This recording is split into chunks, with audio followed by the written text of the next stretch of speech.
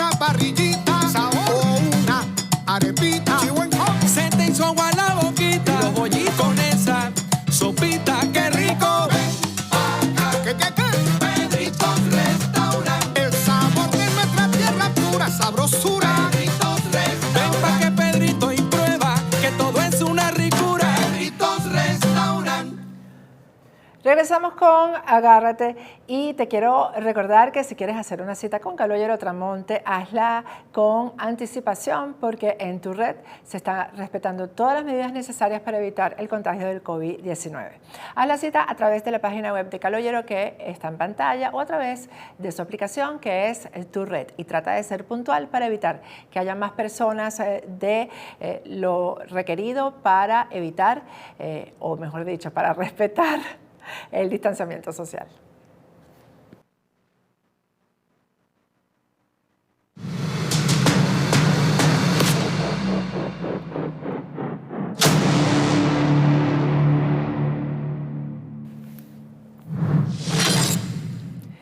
Regresamos con la parte final de Agárrate y bueno, a continuación vamos a darle la bienvenida a nuestro aliado en España, Eugenio Narváez, nuestro colega español que va a entrevistar a Javier Rupérez. Ya ustedes lo han visto en este programa, es político y diplomático español, es miembro del Partido Popular en España.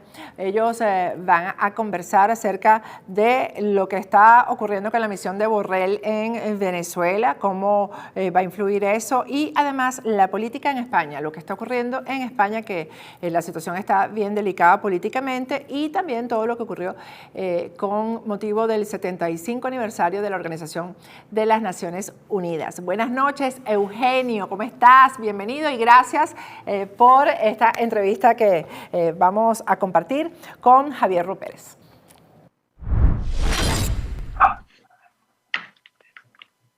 Buenas noches Miami, buenas madrugadas desde España. Patricia, hoy tenemos con nosotros a nada más y nada menos que a un arquitecto de la diplomacia española en los tiempos de la transición, a un exministro y también a un embajador de España en Washington. Además, es patrón de la Fundación FAES, la fundación que preside José María Aznar, y hoy está con nosotros, como lo comentamos al final de la pasada temporada, para analizar distintas cuestiones relacionadas con España y con la situación política. Buenas noches, señor Rupérez. Hola, buenas noches. ¿Qué tal? ¿Cómo estamos? Muy bien, muy bien. Hablando un poco de cómo están las cosas en España y usted que es periodista, ¿qué nos puede decir de cómo ve los últimos acontecimientos que se han producido en España, especialmente desde el punto de vista de esos insultos que ha recibido el rey a lo largo de este pasado fin de semana por parte del vicepresidente segundo del Gobierno y por parte del ministro de Consumo, sin que el presidente del Gobierno, pasados ya 3 días, haya reaccionado a esa descortesía y a esos insultos al rey? Bueno, tenemos una situación políticamente muy complicada, ¿no? Muy complicada porque tenemos un gobierno que de manera absolutamente insólita y desde luego de manera absolutamente desconocida en cualquier otra democracia occidental está empeñado en derribar el sistema constitucional que tiene el país, ¿no? Y digo derribar, no digo sustituir, no digo cambiar, digo derribar, ¿no? Y lo que estamos contemplando es cómo precisamente miembros del gobierno, el gobierno mismo, unos activamente y otros pasivamente, lo que quieren es hacer desaparecer la Constitución de 1978, que fue, sin ningún tipo de duda, el mejor hito histórico y político que se ha producido en España en los últimos 300 años, ¿no? Y que significaba ni más ni menos una reconciliación en una historia complicada, como hemos tenido precisamente en esos últimos 300 años, y que ha contemplado y que ha favorecido y que ha patrocinado la mejor época desde el punto de vista político, desde el punto de vista económico, desde el punto de vista social que ha conocido España en todos esos siglos, ¿no? Entonces estamos contemplando una situación enormemente grave en donde es de esperar que por una parte el presidente del gobierno, que al fin y al cabo es el responsable de todos esos desmanes, tome una actitud radicalmente contraria. Yo creo que lo que tendría que hacer es forzar la dimisión de todos aquellos que se han pronunciado en contra del rey, de la monarquía constitucional y de la Constitución. Por otra parte también, yo creo que es muy importante que todas las fuerzas constitucionalistas, aquellas que creen en el mantenimiento de la Constitución, unan sus fuerzas para democráticamente acabar con este despropósito, ¿no? Y lo que quiero añadir es que esta no es una historia, esta no es una disputa sobre la monarquía o sobre la corona, ¿no? Al fin y al cabo, la monarquía constitucional es un elemento absolutamente fundamental del respeto de nuestras libertades en la Constitución. Todos aquellos que en este momento atacan al rey, insultan al rey, ponen en duda la monarquía, no es únicamente a la monarquía la que están poniendo en duda, sino al sistema democrático.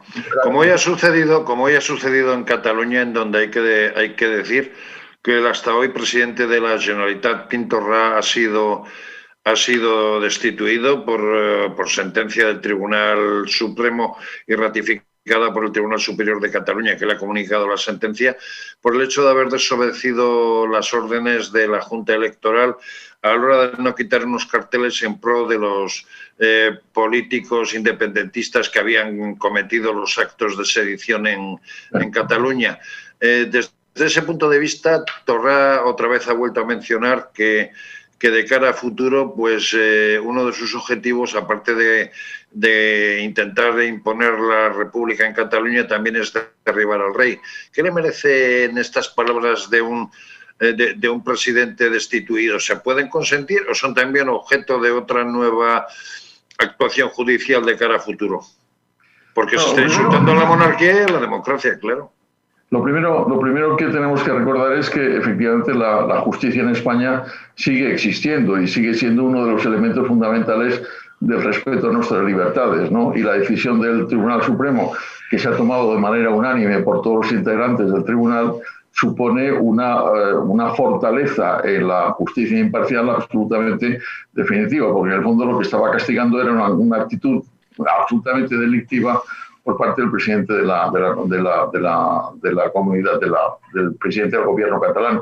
Yo creo que efectivamente esas palabras son absolutamente intolerables y yo espero y deseo también que haya, como ha habido una acción judicial que ha llevado a esta condena, haya otra acción judicial que acabe también con este tipo de manifestaciones. Pero no únicamente las de Torra, sino la de los ministros que se han pronunciado en contra del rey también, ¿no? Es una situación muy complicada porque, por otra parte, lo que estamos contemplando también ha sido, digamos, una cierta desidia con respecto al tema catalán y al tema en general de las tribus regionales, ¿no? Porque está Cataluña, pero también está el País Vasco, están los mismos Baleares también en una situación complicada. Yo creo que este es el momento en donde tomemos definitivamente nota de lo que supuso la Constitución de 1978, que es una Constitución que consagra nuestras libertades y nuestras diversidades, pero al mismo tiempo dentro del respeto a lo que la Constitución llama la indisoluble unidad de España. Sí. Creo que es lo que tenemos que recuperar, ¿no? Por otra parte, se ha sucedido también a lo largo de la semana pasada un hecho importante, como es que se iba a celebrar una cumbre en la Unión Europea en Bruselas, que se suspendió por el hecho de que una escolta del presidente de la Comisión tenía coronavirus y entonces por riesgo de contagio y demás se suspendió esa cumbre, pero nuestro presidente de gobierno, Pedro Sánchez, permaneció en Bruselas y parece ser que estuvo hablando con el encargado de Asuntos Exteriores de la Unión Europea, con Josep Borrell. Y Josep Borrell es protagonista porque ha mandado una delegación casi clandestina a Venezuela para hablar con Maduro, lo cual ha sido molesto y reprendido desde la propia Unión Europea. De hecho, esta misma tarde había una reunión de la Comisión Política y parece que ese hecho puede tener consecuencias. Usted, como persona que ha dirigido la diplomacia de un país y que conoce muy bien el mundo de la diplomacia, ¿qué nos puede decir de este hecho? Bueno, esa es una historia cuando menos extraña, ¿no? Porque parece que incluso las decisiones que tomó el señor Borrell no eran conocidas por la presidenta de la Comisión. Y parece también que la misma presidenta de la Comisión le ha llamado al orden, ¿no? Es una historia extraña porque yo no tengo una información detallada de lo que ha ocurrido, pero a mí no me extrañaría nada que lo que el presidente del gobierno español le ha transmitido al señor Borrell hayan sido las insistencias por parte de los, fundamentalmente del segundo vicepresidente del gobierno, el señor Iglesias, que es evidente que tiene unas relaciones especiales con el régimen de Maduro, precisamente para condicionar ese tipo de respuesta que, como digo, era absolutamente desconocido por la presidenta de la Comisión y que, en el fondo, lo que supone es un blanqueo cierto del Maduro, es decir, una especie de disposición a negociar con Maduro unas elecciones que al final revertirían exclusivamente en un mantenimiento del sistema de Maduro. A mí me parece una historia grave porque además eso coincide también con otra historia que pasó hace algunos meses en donde contemplamos también de una manera verdaderamente insólita cómo la vicepresidenta del gobierno de Maduro, la señora Rodríguez, se presentaba aquí en Madrid de una manera también absolutamente insólita porque es sabido que los responsables del gobierno de Maduro tienen prohibida la entrada en el espacio aéreo de Schengen, ¿no? Se presentó aquí de manera aparentemente desconocida, mantuvo una serie de reuniones con miembros del gobierno español, al mismo tiempo también se produjo una historia extraña en donde en medio de la noche desaparecieron toda una serie de maletas que venían en el avión de la señora Rodríguez y que desaparecieron también en España sin pasar por ningún tipo de control aduanero, ¿no? De manera que hay también una cierta inclinación, una inclinación cierta por parte del gobierno español para favorecer al régimen de Maduro. No es nuevo. Tuvimos un presidente del gobierno que se llama Zapatero, que ha sido y sigue siendo una especie de correveidile, ¿no? del sistema de Maduro. Pero, en fin, precisamente ahora que me habla de Zapatero, lo que se está comentando en los mentideros políticos de Bruselas es que el señor Josep Borrell ha podido adoptar un poco la línea de Zapatero y, por otra parte, se habla de que en este viaje que ha hecho Pedro Sánchez podían estar blanqueando de alguna u otra forma la posibilidad de que Maduro pueda celebrar elecciones, y también se habla de que Borrell pueda estar haciendo desde Europa política nacional, o sea, de cara a España o de cara a los intereses de Pedro Sánchez. ¿Qué opina usted de esto? Pues que todo eso es desgraciadamente posible. Yo no me consta que sea así, pero la verdad es que las indicaciones que tenemos y los datos que tenemos nos hacen pensar que efectivamente Borrell está respondiendo de una manera más o menos forzada a las indicaciones que le hace el gobierno español precisamente en función de los intereses que tiene con Maduro. A mí eso me parece grave. Ha sido denunciado por grupos por el Partido Popular Europeo concretamente, como digo, ha sido también anotado de una manera enormemente clara por parte de la presidenta de la Comisión, y convendría que se aclarara de una manera radical, porque lo que no tiene absolutamente ningún sentido es que Europa blanquee a Maduro, ¿no? Y el cambio de embajador de La Habana a Caracas y demás, ¿eso puede ser otro paso más en ese blanqueamiento de Maduro? Pues sí, claro, porque, digamos, la verdad es que son todas noticias sorprendentes, ¿no? Por ejemplo, he visto una de las cosas que se dice es que es normal que los embajadores españoles se cambien cada 2 o 3 años. Eso no es así, lo normal es que se cambien cada 4 años, ¿no? El hecho de que, yo no quiero entrar en las valoraciones personales de unos y de otros, conozco algo al actual embajador de España en Caracas, por el cual tengo respeto y consideración. No conozco al que viene de Cuba, pero no deja de ser sorprendente, por no decir sospechoso, el que el embajador de España en Cuba, que uno puede suponer que tenía algún tipo de relación más o menos favorable con el régimen cubano, ahora se ha enviado a Caracas.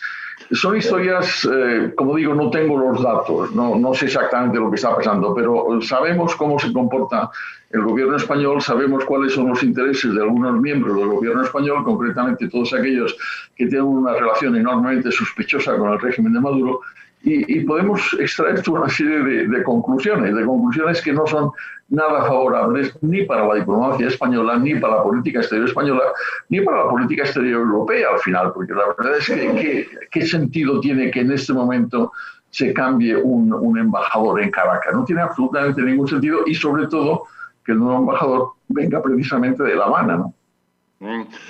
Por otra parte, a lo largo de estas últimas semanas está siendo muy protagonista las Naciones Unidas por el hecho, por un lado, de que ha cumplido 75 años y por otro, por ese informe en el que se hablaba de que Maduro había cometido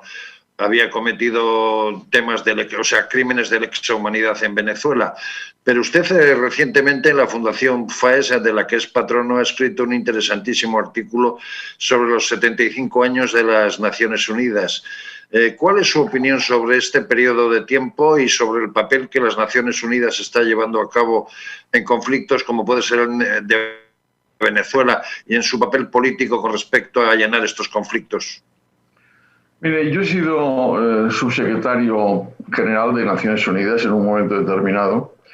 He sido responsable de la dirección en el Consejo de Seguridad de todos los temas en la lucha en contra del terrorismo. Tengo un aprecio especial por lo que supone Naciones Unidas. Tengo un aprecio especial por esos 75 años.